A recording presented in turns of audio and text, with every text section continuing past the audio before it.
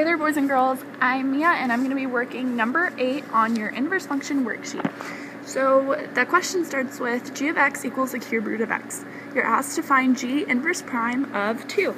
So the first thing you do when you're given these values is you write your set of coordinates for both your original function, with your y value is going to be 2. That's what you're given. And then your inverse function, and put that to the -1. So if your y value and your original function is 2, then your x value and your inverse function is going to be 2. Yay! Okay, so now to find your actual x value, you're going to set your equation, which is the cube root of x, equal to your y value, which is 2. So therefore, 8 is going to equal your x.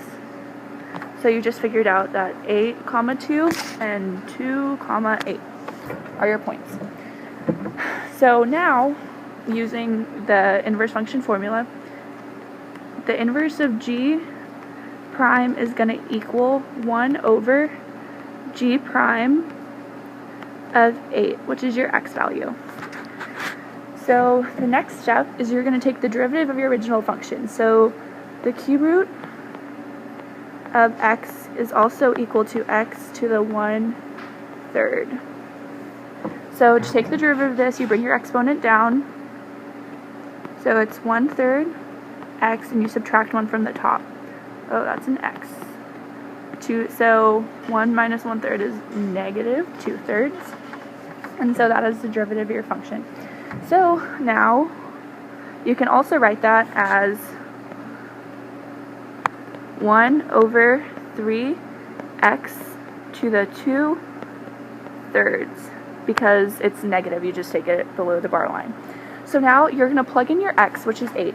So you get 1 over 3 times 8 to the 2/3. So using the power over root rule, 8 squared is 64, and the cube root of 64 is 4.